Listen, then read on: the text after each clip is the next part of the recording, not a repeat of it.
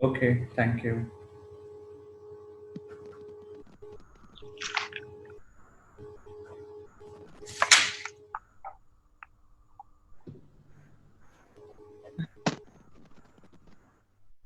Okay.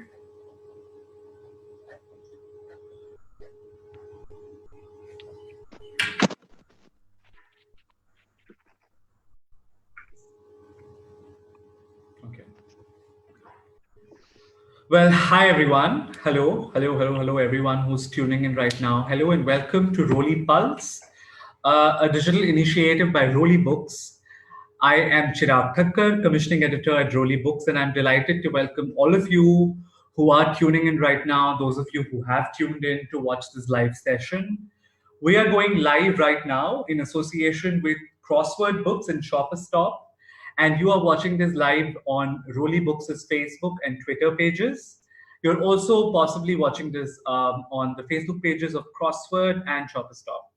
So wherever you are tuning in from, welcome and thank you. Now, for over 3 weeks, we at Roli Books, Roli Pulse have been bringing you these engaging conversations, live recordings, live sessions, recorded conversations, videos, interactive chats. And I want to thank each of you who have been religiously tuning in, sharing these videos, sharing your comments, questions, and tuning in. Like the previous sessions, you can share your responses, type your comments. And if you're watching this on Facebook, you can share it on your personal timelines and start a watch party. So thank you for joining in. This evening, we're going to be talking about learning beyond curriculum, children in the times of social distancing. And joining us for this discussion are Arun Kapur, Monica Sagar, Navjyoti Brillant, and Ruchika Chanana. Arun, as many of you know, is the founding headmaster of the Vasant Valley School in Delhi and has also conceptualized and designed the Royal Academy in Bhutan, a project of His Majesty, the King of Bhutan. Arun also serves as member on several boards of many leading schools, including the Doon and Scindia schools, and has contributed extensively to multiple forums in education. He's right now joining us from Bhutan, in fact.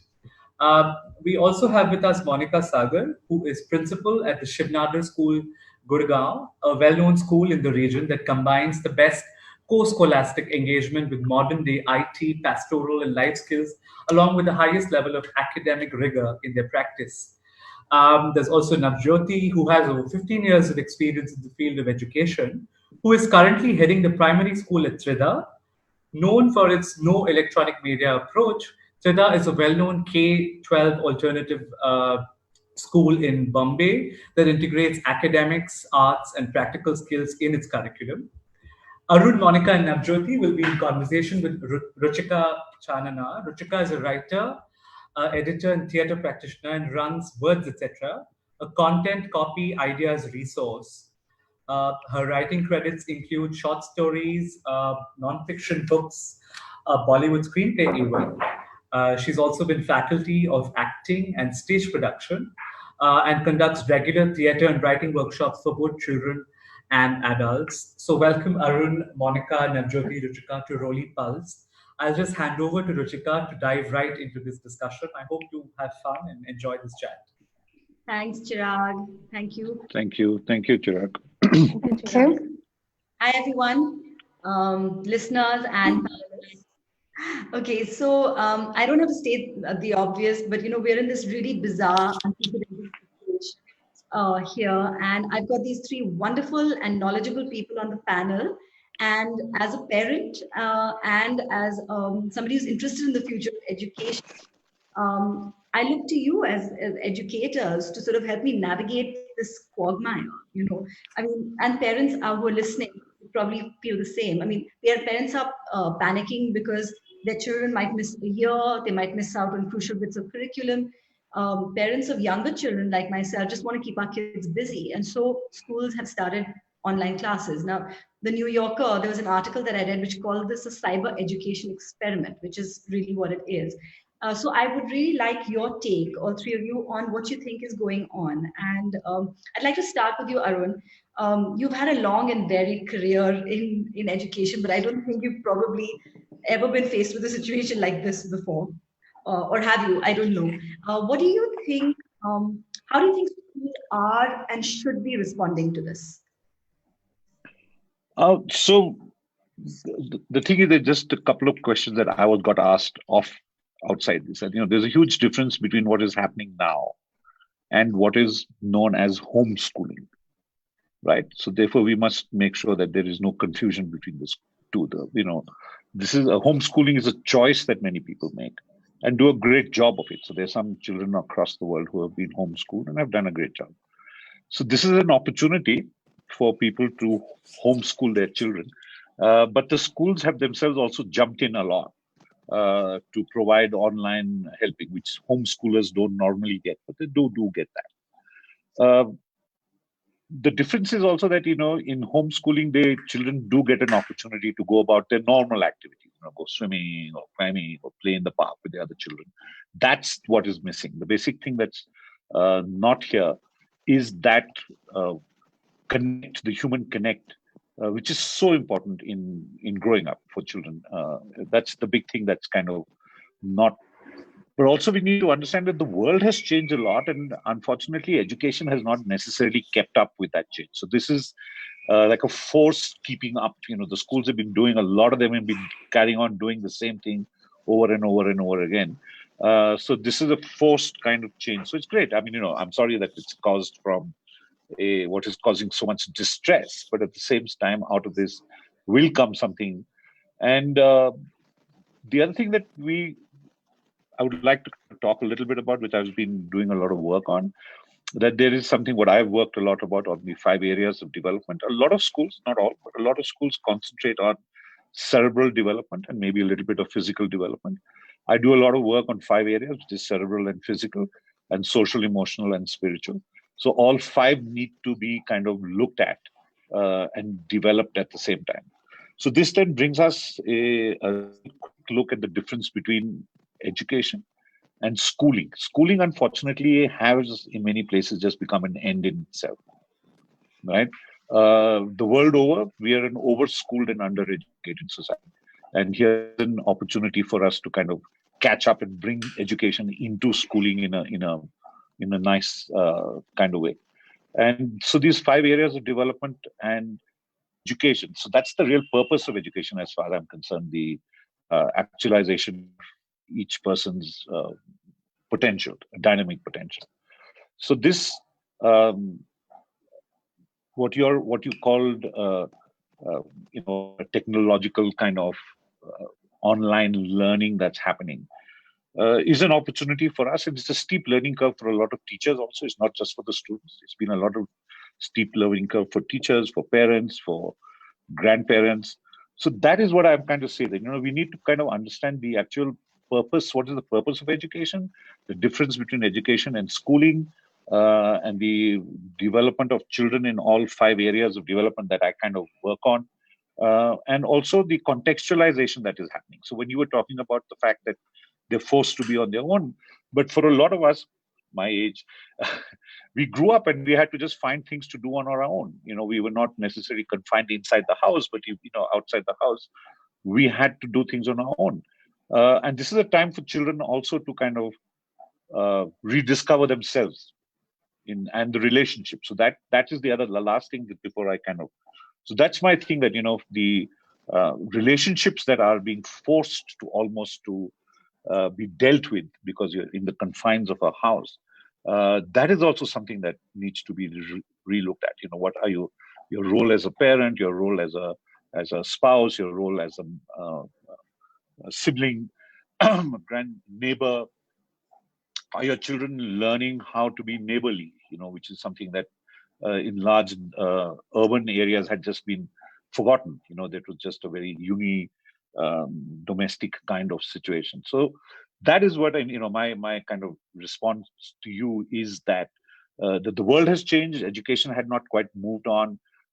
We need to understand that schooling and education are 2 different things, and we need to kind of bring those things together, and opportunity to look at all 5 areas of development, which kind of take us forward as human beings and as residents of this planet. And it's also forcing us quickly to see how within 3-4 weeks, how nature has kind of reclaimed large parts of the world, and this is a huge learning for us as adults, as human beings, to see that there were two very constants that we knew that we were going to go in. One was climate change, right? We were always going to be, that was going to cause a huge disruption in our lives. And we can see the impact just by months lockdown across the world, what's happened. The other thing that is which we knew that was going to disrupt our lives was artificial intelligence, right? So these were the two definites that were going to go ahead. So now both of them have kind of come together in what is now called the online education situation, where we are faced with nature and artificial intelligence on one side. They're both coming together to kind of force us to relook at everything that's happening. And a quick word on artificial intelligence. My thing is that unfortunately, artificial intelligence has been used or is being used to kind of outsource our thinking. We get artificial intelligence to do a lot of our thinking, and we need to take that back and use artificial intelligence only to augment our intelligence. So the AI for me is augmented intelligence, not the artificial. Use machine learning to force us to do our own higher level thinking. And I think that this pandemic is forcing us to do both these things: examine the role of nature and look at technology and artificial intelligence and our relationships.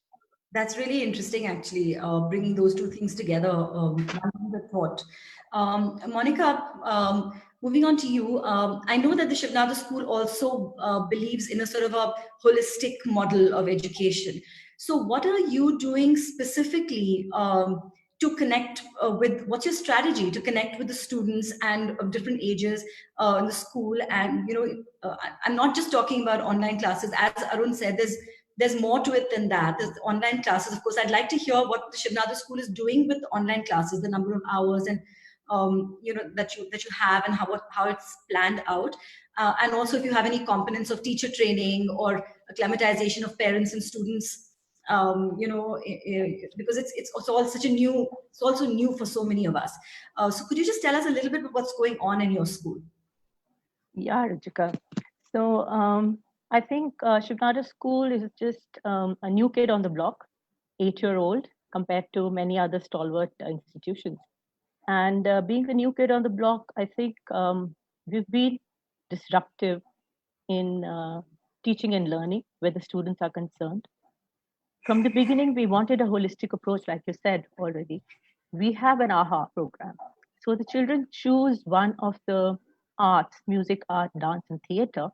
And among sports also, they choose one for the whole year. And then we teach them responsibility, because they have to stay with that choice. Many times what happens is that in grade 3, perhaps the child will say that I do not want to do this now after 1 month. But you keep telling them that, choice is something that you've made, but you need to stay with the choice for the whole year. So choices are the only things which are constant, and we can teach our children only through choices.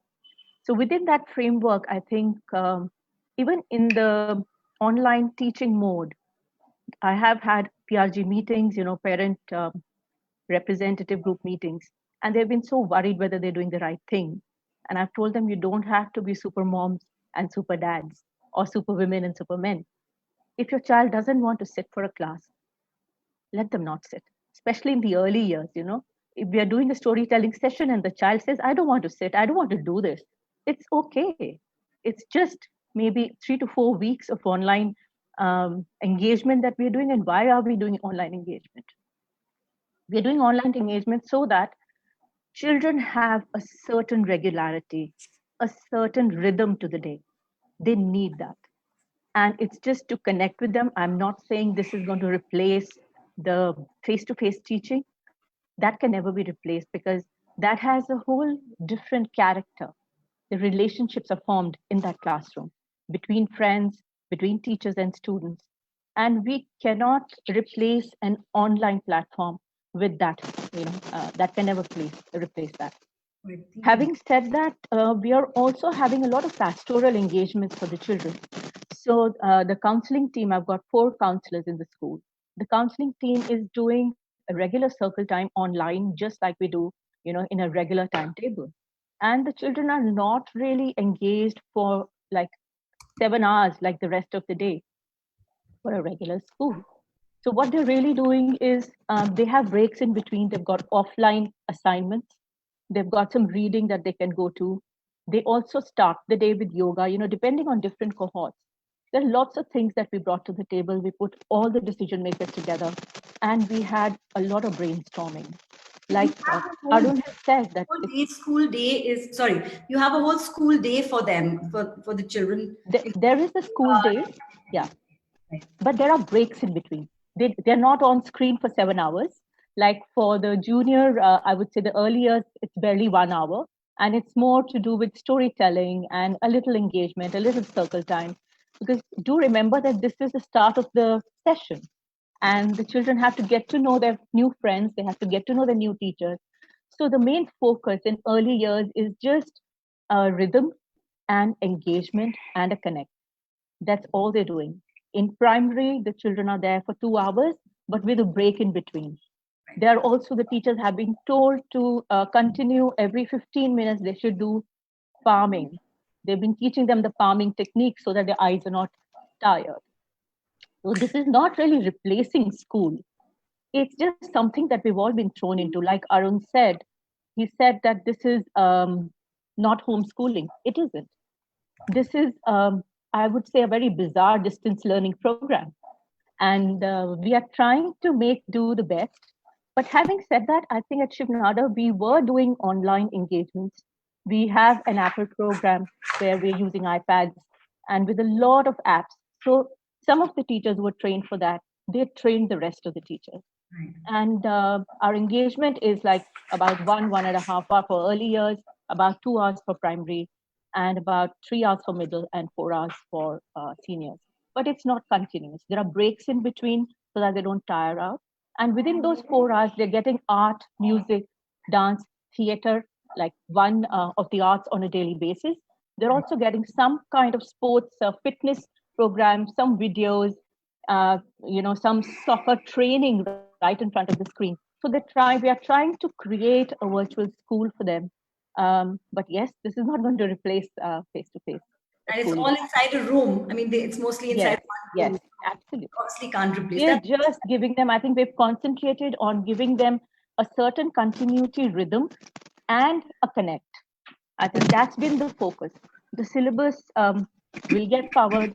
Our grade 10 and 12, in fact, started online from the 16th March. And they're serious always. I think Indian children, only in the board classes, they get really serious. They've been seriously at it. And so have our teachers there. It's good to know that it's not replacing, school. It's just a stopgap. Hopefully it's not going to be a very long gap. Absolutely not. We want our children back into school. We're missing, that noise, that energy, that the naughtiness, everything that is, the heart and soul for school. All of us are missing that. Yeah. And I'm sure the children are too. Yeah. Navjyoti, coming to you, I just want to check with you. You come from a very different kind of philosophy of education. I visited a Waldorf school, and I sort of really understood very in detail what the school is all about, and it's so different from a lot of schools and from the way a lot of schools think. What is your plan in order to sort of connect with your students during this time? What are you doing? Well, yes, primary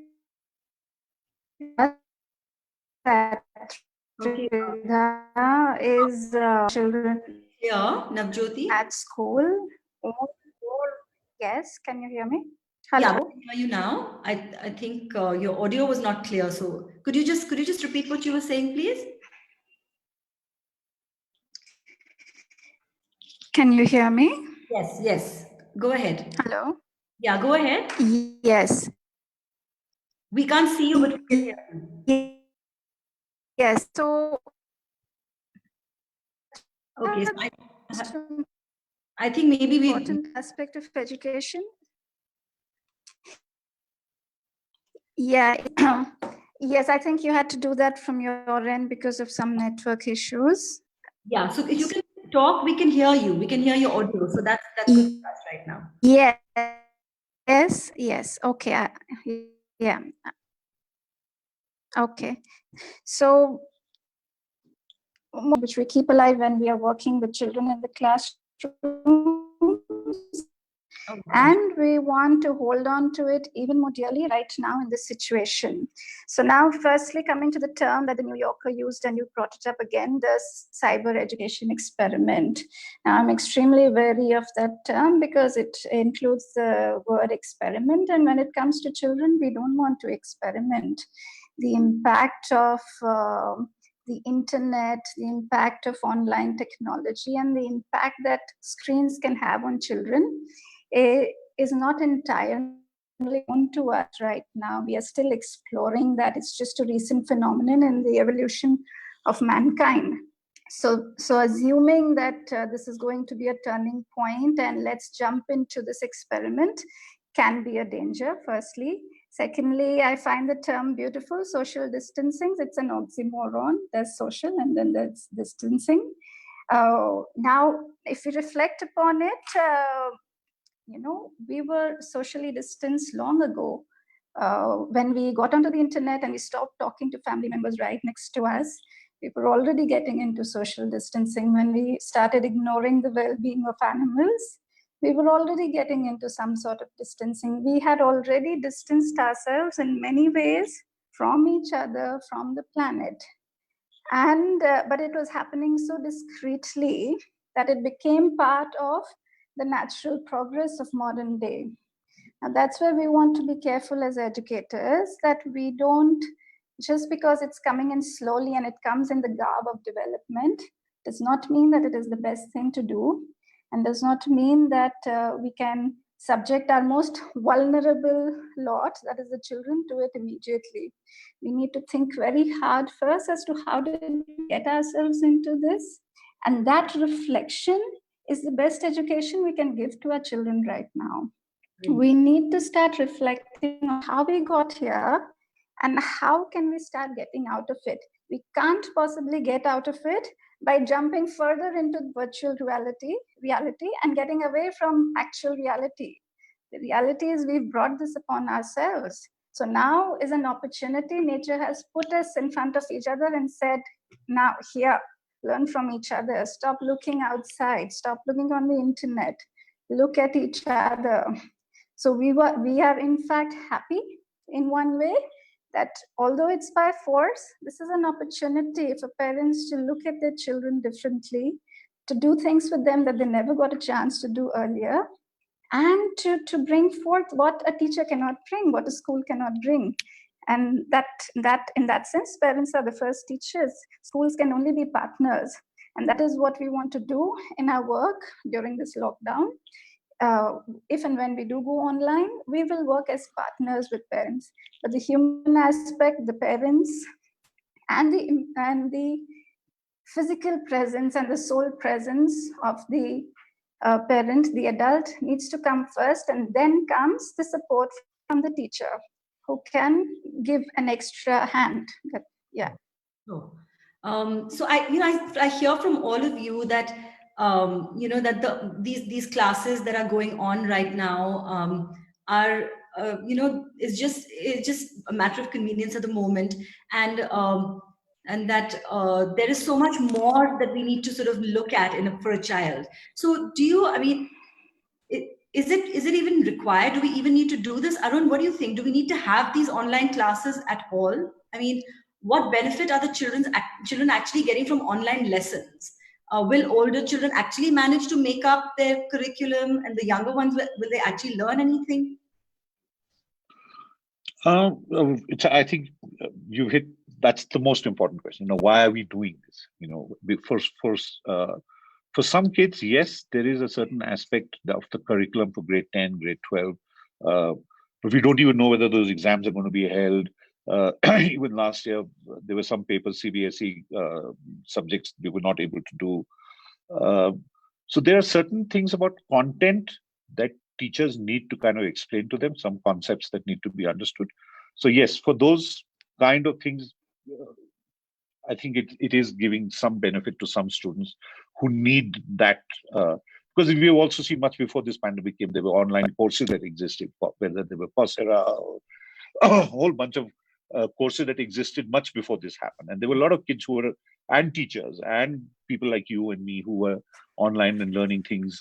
So learning for me is the important aspect that is rather than the teaching part of it.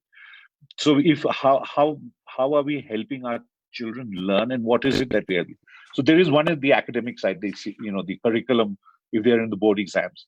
But like Monica said, and like Navjyoti said, there's this way things, many more things beyond the academic side. So I think what's happening with this online experiment, and I like the way what Navjyoti said, that we shouldn't be using the word experiment because we shouldn't be experimenting with our kids. Quite completely agree with her that. But that's a New York article, and so we're not quite in New Delhi and in Bombay kind of experimenting with these kind of things. I hope so. Yeah. No, I'm quite sure. I'm quite sure that this is what's kind of happening. So you're asking me, what are they learning? Is it needed at all? Yes, in some ways it kind of helps because, like both Monica and Navjyoti said, that the parents have got out of the habit of actually interacting, and I think they've forgotten what to do. So this is kind of bringing in that aspect. They're giving them hints of what you can do, and then, like I said in the beginning, it's just helping relationships kind of discover. So when you're sitting in front, what are you doing? So whether you're giving them a yoga lesson in front, or you're doing a storytelling, or circle time, various things. Most importantly, I think what you're also helping them to do is to find a structure in the day, which that is a very important thing, that if this online thing is doing anything at all, is helping them structure. So while we had all said in the beginning, don't plonk your child in front of a TV and then get on with it, but that's what's basically happening in some ways. Like, so while the child is sitting in front of the screen, whether it's a TV screen or a computer screen, the parents can get on with some of the other stuff which is required to be done at home, the cooking and cleaning and, just taking care of grandma or something. So there are, and also in those terms, is the distance learning that is taking place. So there are two aspects to the distance. One is the distance that existed between the parents and the kids, which is being narrowed now because they have to work together. And it is also giving distance inside the house. That is required, otherwise they'll kind of get onto each other's nerves. So there's I think, especially for younger children who who perhaps can't amuse themselves that easily or whatever. So I think, Monica, I think that I think the younger children are the ones who can amuse themselves quite happily, actually, without this. Yes. I think maybe I'm just talking about myself because that gives him a good structure to his day. He's done 3. Yeah. So that the structure is there. Yeah. But he's not that enamored of them, by the way, I have to tell you. He's just like... So there you are. So you agree. Yeah. But I'm like, think of your bedroom as your classroom. This is your new teacher. And he's like, okay, whatever. We spent the whole class, half an hour introducing ourselves. Mama, I'm so tired.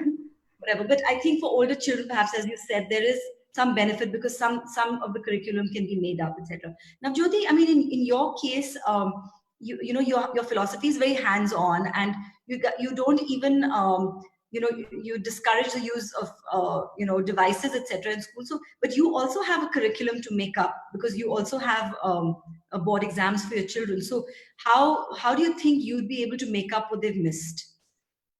Yes, for the older students in high school, definitely we are already on it. We have teachers at the moment completing the year with assignments, and but we are also going deep into preparation right now. It's vacation time. It would have been vacation time right now, so that's in a way good because first thing, children as well as parents, we needed at least 2 weeks to just settle into this situation. It was too new. It took us all by surprise. We were not ready.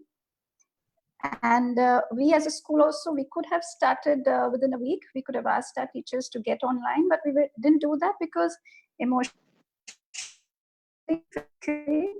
environmentally, everyone needs to first come to terms with what is happening in education. Right. Oh gosh. Children, parents, teachers, everyone needs to step into it.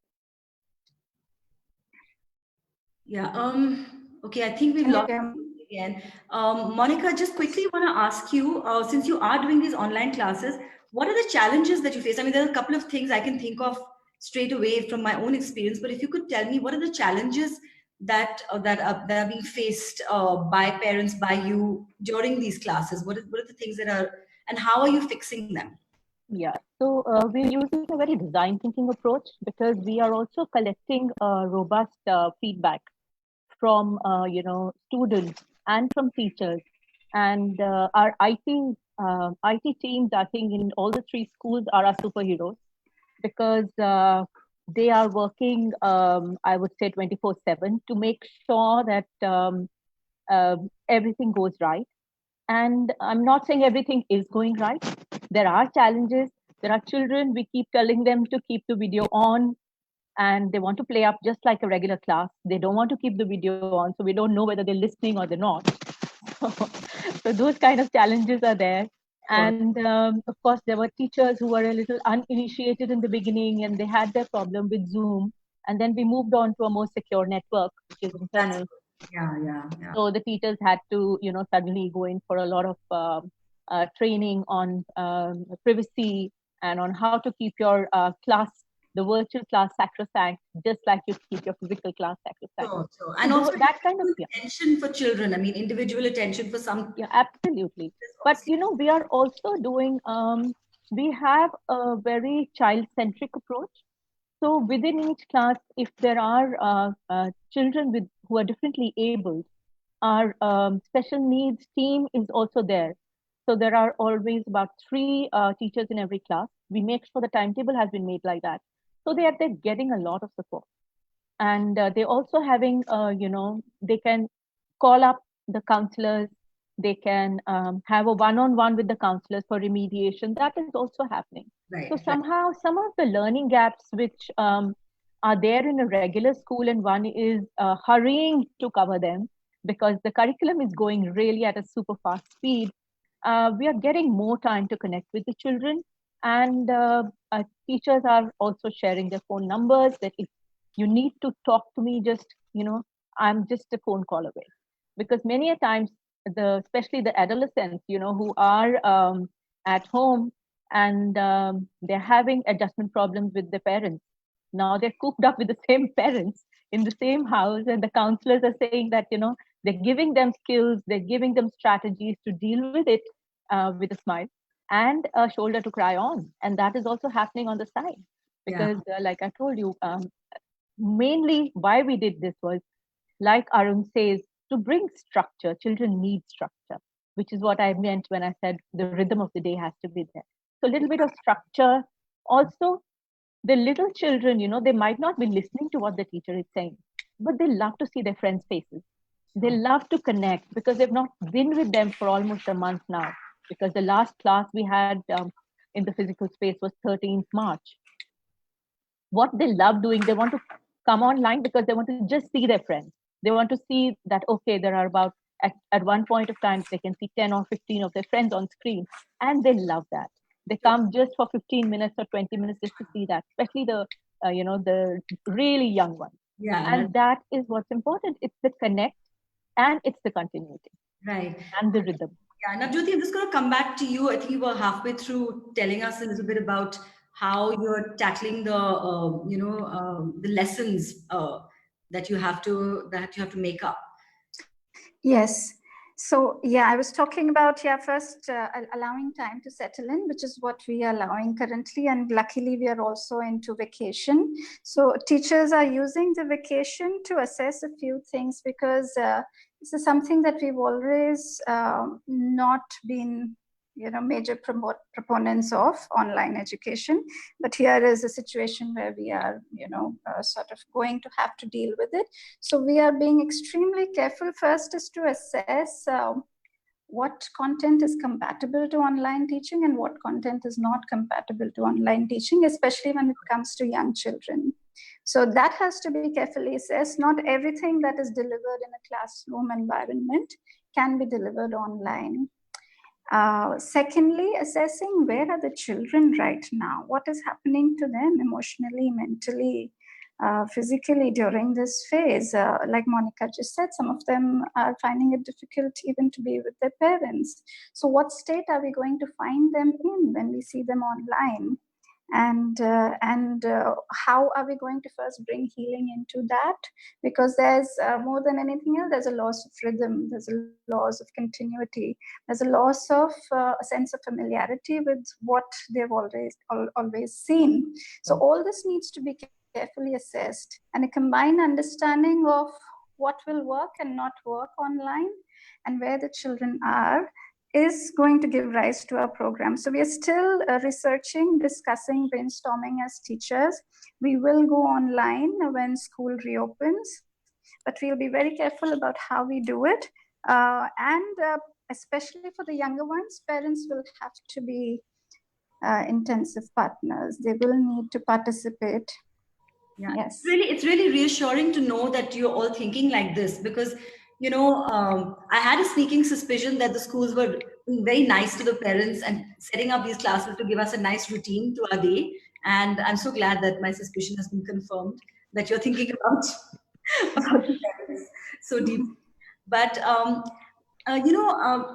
one thing that's kind of been on my mind is that I was reading that the state governments and the government schools are doing online classes for 10th, 11th, 12th, whereas the private schools are doing classes all the way from kindergarten up. And obviously there are other differences, like in terms of access to devices and using a smartphone. Obviously doesn't have, I think smartphones are not that good for sharing screens, etc., as iPads or laptops, and there are issues of access. Arun, what is the impact of these classes on people from different kinds of backgrounds? Yeah, that's so like I'm involved with a school in Rajasthan, in a school village, and there also they were one of the first schools to it's called Pallavan, in a small town called Jhalawar. And the kids and the teachers quickly went on, for various reasons, and those kids are also, in grade 10 and 12, and they need a structure as much as, and it was really fantastic to see when you watch the screen, and at the background of the child where he's sitting down, at the moment we can see books and things in our places. So see little cows and goats in there because they're sitting in villages and logging in.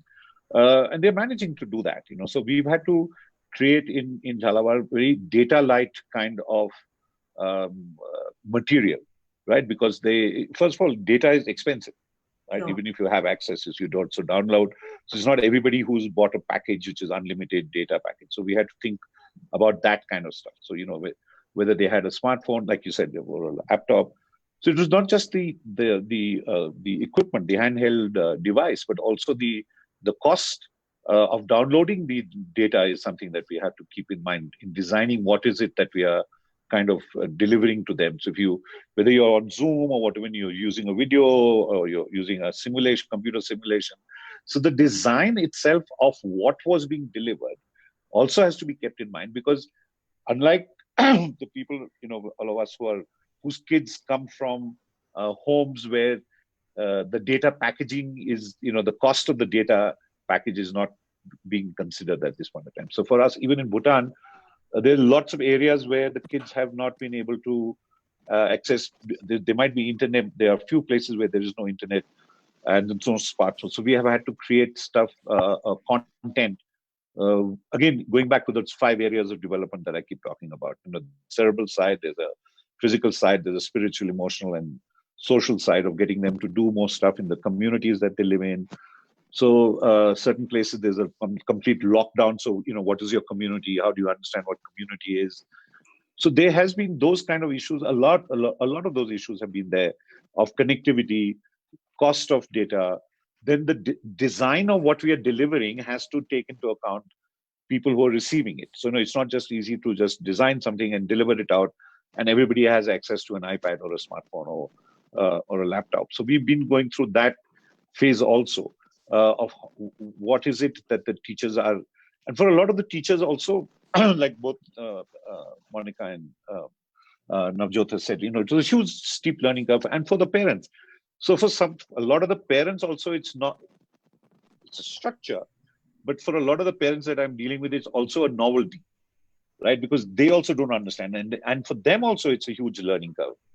Right. To how to deal with the. For me, we have to learn so much. So, for people who are not exposed to technology, it must be very, very, very steep learning curve. So that's what we've been kind of working on, in Jhalawar and in Bhutan, in Rajasthan and Bhutan. So for the Doon school where I'm also working with, or the Sindhya school or Vasant Valley school, these concerns are not there so much, right? What kind of technology do you have to have? What kind of connectivity do you have to have? Do you have the equipment, the handheld device that you're going to be used? So for a lot of the schools for those kind of schools, these questions don't arise. But for the other places where we have to talk a lot about, so they are also in all the schools, they're the economically weaker section, all of them, they are there, those children. So even whether you're a Shivnadar school or whatever school, you have to take into consideration the social spread that you're dealing with, and then how do you, so when the children come into school, you are able to deal with that social spread because you're physically there. But if you are now having to deal with these social differences in the connectivity issues, how do you deal with that? How do you make sure that the child is thinking twice about logging in because of the cost of the data that's got coming? The parents are thinking not only about, they might have a laptop, but how much are they paying per month for that data? So I'm sure Monica and Navjyoti, that's what I'm happy to hear from Bombay, that they also have to think about that. What's the design of this? Yeah. It's not just, so therefore, whether it's a Shivnadar school or a Vasant Valley school or any of those schools, there are various layers that we have to look with. So one is a social layer, then there is like Monica said, there are children with special needs. And then even if, and that's, all of us have special needs. I feel very strongly about that. Just the degree is different, none of us are actually on the normal situation. So how do you decide? And in a classroom, you could make out there's a physical presence. You can look into a child's eye and understand that she's not understood this. So you can repeat it in a different way. Here, how are you able to do that? So that is this. So there are so many different layers that we have to deal with. From access to internet, to cost of internet, to access to instruments, to design, which existed also, but were easily held inside a classroom. So now, there are certain places where, like we're talking, we're having a problem with the internet connectivity and the consistency with which people can log in. So the design of what you're delivering, I think, is also very important. And like Navjot said, parents have to be very much involved in this. Exactly. Yeah. I think I've got a very interesting question. I was going to ask you another question. Can I come in on what you're talking about, especially for the economically disadvantaged students? I have a few friends who are working in NGOs. Sorry, just 1 minute, Monica. We seem to be getting some sort of a sound. Is there some sort of rustling or some papers or something that someone is? Okay, fine. So there seems to be some sort of feedback or sound. So if you could. Okay now? Yeah, it's like a door closing or something. Oh, all right. Okay, please. Is the door closing on our past? I hope so. Some aspects of the past should stay in the past. Some aspects, and I hope the door is also opening on some aspects of our past. I think we being digital aliens in this day and age have had a very steep learning curve. But having said that, the government, the Delhi government is working very closely with NGOs and with educators. And I have friends there who say that they are doing an experiment, that they are giving all the students in government schools, one of those small phones of 180 rupees with an internet connection, a hotspot, so that they can deliver lessons, especially to the board classes and those who are appearing for competitive exams. So they are disrupting also. They are doing something especially for those who are going in for competitive exams and they're not able to attend face-to-face classes. Having said that, I would say that this kind of an experience has also shown us who are the unsung heroes. The teachers have been thrown at the deep end, and I've seen across all schools, yes, some are struggling, but they're learning. and they've gone into it with so much proactiveness that it would go amiss if we do not praise the teachers here. They are our unsung heroes. And the novelty value of an online class, it can quickly fade off if you are not if you don't have experience and student recall on your side. If the students are coming back for more, and if they feel that the online experience is giving them a student voice, there is a collaboration with the teacher and with their friends, and you're trying to recreate. I'm not saying that we are replacing the class, but you're trying to recreate the components of the same components which are pastoral, which are relationship based. If we are creating that in an online mode, then it's like a relief for those students also, and they are coming back for more, and they are giving us feedback which is very, very very to the point, and parents are giving us feedback. We are in fact in a constant call with our parents. The grade leads are, so we are collaborating. This is given us an opportunity for collaboration with parents and you're just communication. Yeah, absolutely. So, I have a very interesting question related to what we were talking about earlier. Tripta is asking, saying that she teaches in a slum in Bombay.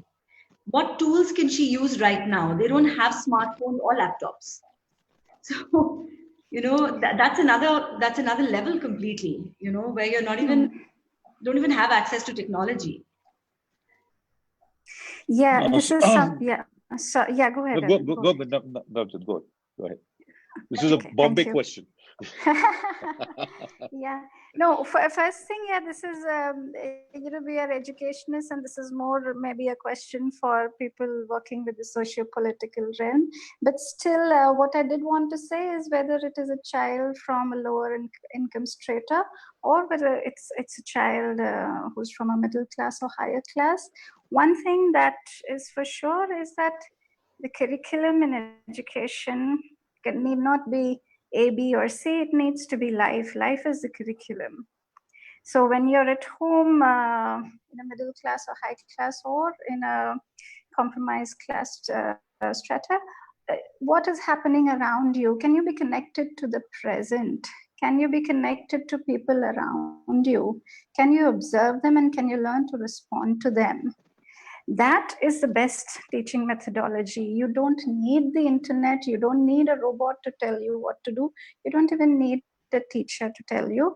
Just look around you, because education begins right when we are born, and it will keep continuing throughout life.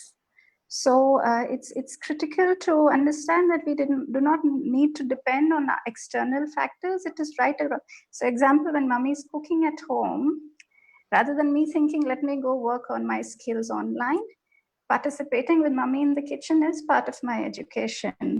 Not distancing myself from that process is overcoming social distancing. Same things can happen all across society.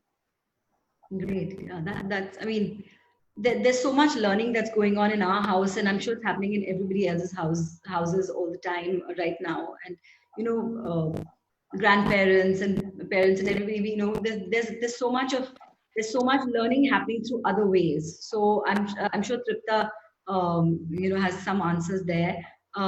There's just one last. Just quickly coming in, and you don't need to have necessarily. I'm just responding to Tripta asking that how can the schools reach out to children, because the question here is how are the schools going to reach? What Navjyoti said is very important, that the family is reaching out to the children and helping them grow there. But I think the question was, how can the school reach out to children who do not have access to technology? I think most people, unfortunately, thing is that they have a normal phone, one of the smaller phones. And we are also sending out SMSs, because it's not necessary that you have to use Zoom or, any kind of Wi-Fi connectivity. And that is one of the things that we have also been able to do and are doing both in Bhutan and in Rajasthan. That if the parents are requiring any kind of, structure, we are responding through an SMS, and that's the least, it doesn't require very high technology, most people, and it's very cheap. And the SMSs are also just giving, again, what Navjyoti said was giving them ideas of how to react, because people have lost that. Because most of the time, even the people who were in the slums or wherever they were living a completely different life, right? They were going away in the morning to work. Now they can't go out to work, so they're there. So they're also, we've lost the ability to think on our feet of how to deal with our children, and therefore their parents also need that little bit of a nudge that you can do this, and you just, so I just wanted to give that in. It's not necessarily high-end technology that's required. We do So with you just what need we a have. nudge. Yeah. Yeah. So that's great. Just one last question. Just wanted to say, we've talked a lot about, about what's going on right now. What are your thoughts about the future? Do you think social distancing and this whole pandemic and the crisis that we're going through right now as a global community, how do you think it's going to impact or affect the way we look at education in the future in terms of infrastructure, teaching methods, course content? I mean, are we going to hopefully talk more about how we're so connected to the environment? Is that going to become a bigger part of our course content? How will classroom interactions change? Will there be some learnings, or is it going to be just business as usual? Get back to your curriculum.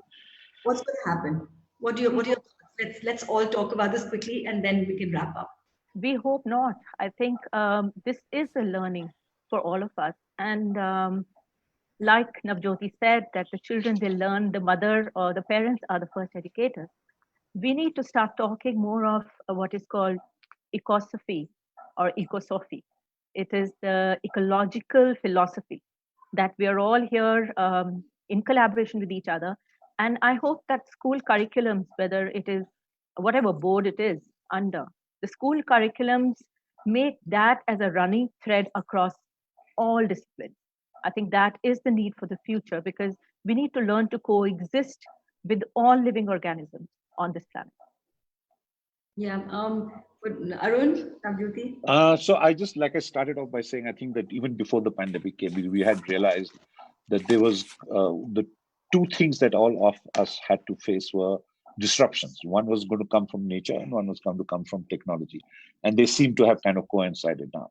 So going forward, that's going to be the issue. How do we, constant disruptions are going to come, and the way technology is changing, and how fast it's changing, and the way nature is changing, and how fast nature is changing. So both these things are something that we need to understand. The other thing that we'll need to understand is already beginning to happen, and was beginning to happen before, it's going to force the change. That going forward, even in university admissions, not just in India, but not so much in India, but outside, they're no longer depending so much on SAT scores and the exam. They're looking at many things beyond your scholastic achievements to get admissions into universities. More and more jobs and careers are going to be dependent not just on what the kind of marks that you got in the CBSE or the A level or the IB or the state board level that you're looking at.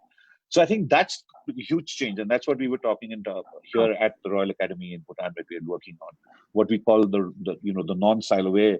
At the moment, we've created silos for everything. Physics is taught separately from maths and chemistry, but everything, like Monica and all said, we are connecting everything to nature, and Yes. nature is the biggest teacher actually. Of course, children learn first from the parents, but they grow up in some form of nature, right? Sure. And everything is connected to nature and technology. They're so different, but they are so much the same. That in technology, what we have been doing from time immemorial is to copy nature, right? Whenever we produced electricity, it was to produce light with the sun. So, but the unfortunate part was our curriculum taught us how to compete with nature, right? And that has to change. They tried to teach us how to conquer nature, and I think the biggest shift will now have to be that how do we now learn to live in coherence with nature? It's interesting, right? I mean, like a virus that comes from something that is not that's not part of us is teaching us so much about our world, It's teaching us so much about the environment that we live in, which is, of course, like many of you said, the biggest learning that we have right now. Navjyoti, just a last word from you. Yes, the impact is going to be exactly what we decide it to be. It's going to be our choice and our response that will determine it. And it's not just on the shoulders of just the doctors or just the government or just the educators. It is on every single person's shoulders. And because it is we, all of us, each one on this planet, who are active contributors to the situation. And the educational system can only be a reflection of that. So we have to move away from social distancing into social converging, come together, get ourselves together, closer to each other, closer to nature, and the impact will show in education as well. Okay, on that note, I think that's a wonderful note to end on. Thank you so much. It's so lovely talking to all of you. And thank you. Thank you, Ruchika.